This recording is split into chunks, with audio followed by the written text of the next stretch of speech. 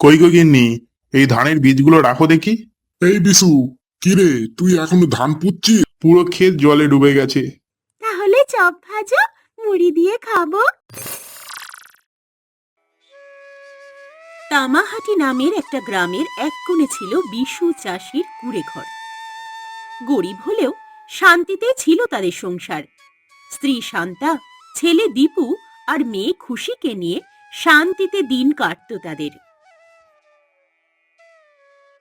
কই গো গিন্নি, এই ধানের বীজগুলো রাখো দেখি। এ কি গো, আজকেই বীজ নিয়ে চলে আসলে? অনেক খরচ পড়লো তো। কি আর করবো গিন্নি, ক্ষেত যে জোতা হয়ে গেছে, কালকের মধ্যেই বীজগুলো পুঁতে ফেলতেই হবে। হ্যাঁ গো, এখন বাজারে বীজের যা দাম। হ্যাঁ, এত টাকা এলো কোথা থেকে? মহাজনের কাছ থেকে ধার করলাম। আর কি করব বলো গিন্নি, আমাদের মতো গরিবের কাছে কি আর উপায় আছে? কিন্তু তুমি টাকা শোধ দেবে কিভাবে? এই নিয়ে তুমি ভেবো না গিন্নি, আমি ঠিক দিয়ে দেব। বৈশাখের এক দুপুরে নিজের ক্ষেতে বিশু ধানের বীজ পুঁতছিল। এমন সময় গ্রামের আর এক চাষি নিজের ক্ষেতের কাজ সেরে ফিরছিল। বিশুকে তখন কাজ করতে দেখে সে অবাক হয়ে বলল, এই বিশু, কিরে তুই এখনো ধান পুচ্ছিস? হ্যাঁ কাকা, কেন গো, কি হয়েছে? কিছু হয়নি, তবে হবে। একবার আকাশের দিকে তাকিয়ে দেখ, কেমন মেঘ করে এসেছে। বিকেল হলেই বৃষ্টি নামবে। এ বাবা, হ্যাঁ তো, মেঘ তো একদম কালো করে এসেছে। দেখেছো কাকা, কাজ করতে করতে আমার খেয়ালই নেই। আমি এক্ষুনি বাড়ি যাচ্ছি। হ্যাঁ হ্যাঁ, চল চল। বিকেল থেকেই শুরু হয় কাল বৈশাখী ঝড়।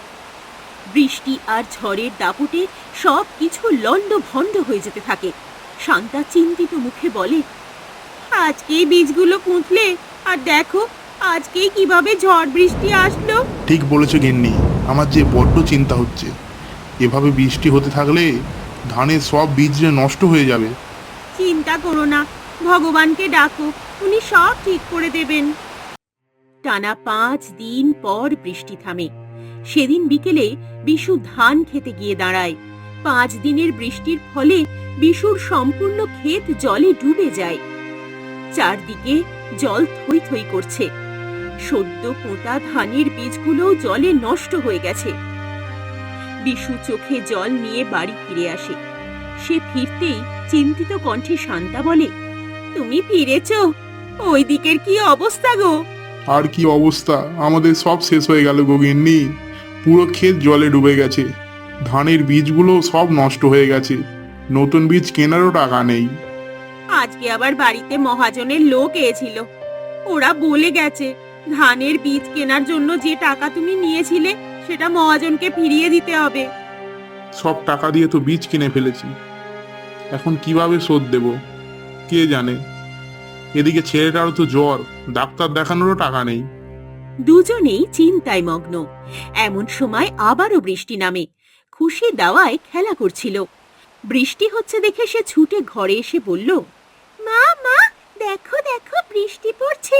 বৃষ্টির দিনে গরম গরম চপ আর মুড়ি কত ভালো লাগে, তাই না বলো? হ্যাঁ মা, তা তো ভালো লাগেই। তাহলে চপ ভাজো, মুড়ি দিয়ে খাবো। মেয়ের নিষ্পাপ চাহিদার কাছে শান্তার সমস্ত দুশ্চিন্তা যেন মুহূর্তের মধ্যে মিলিয়ে যায়। হাসি মুখে সে তেলে ভাজা ভাজতে থাকে। চপ ভাজতে ভাজতে তার মাথায় একটা বুদ্ধি খেলে যায়। সে তার স্বামীর উদ্দেশ্যে বলে, এই বর্ষায় যদি তেলে ভাজার দোকান খুলি তাহলে কেমন হয়? তেলে ভাজার দোকান দেবে? তা কোথায় দেবে? আর দোকান দিলেই কি চলবে? কেউ কি কিনবে? কেন কিনবে না? বর্ষায় গরম গরম আলুর চপ বেগুনি খেতে তো সবাই ভালোবাসে। আর তাছাড়া আমাদের গ্রামে তো চপের কোনো দোকানই নেই। চপ কিনতে সবাইকে সেই হাটে যেতে হয়। তাই বলছি, আমরা যদি আমাদের বাড়ির সামনে চপের একটা দোকান খুলি তাহলে কিছু টাকা তো আসবে বলো।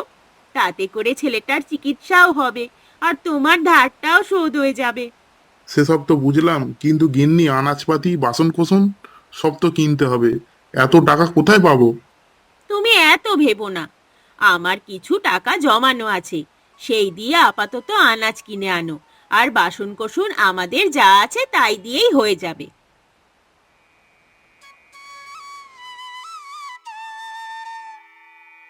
ওহে বিশু, আর একখানা বেগুনি দে দেখি। আহা বৌমা, চপগুলো যা বানিয়েছো না। ঠিক বলেছে খুড়ো, এই বৃষ্টির দিনে বউটানে হাতের গরম গরম চপ, আহা যেন অমৃত। আর যা মচমচে, হাটের চপকেও ভার বানাবে। এইভাবে এক এক করে লোক আসতে থাকে বিশুদের দোকানে। দিন দুয়েকের মধ্যেই তার দোকানে ভিড় উপচে পড়ে। ব্যবসা থেকে লাভ করা মুনাফার টাকা দিয়ে সে মহাজনের ঋণও শোধ করে দেয়, এমনকি দীপুর চিকিৎসাও করায়। দেখতে দেখতে 1 বছর কেটে যায়। বিশুদের ব্যবসা রমরমিয়ে চলতে থাকে। তাদের চপ মুড়ির দোকান এখন বড় হয়ে গেছে। মদন কাকা হাসতে হাসতে বলেন, তামাহাটির সেরা দোকান, বিশুর চপের দোকান।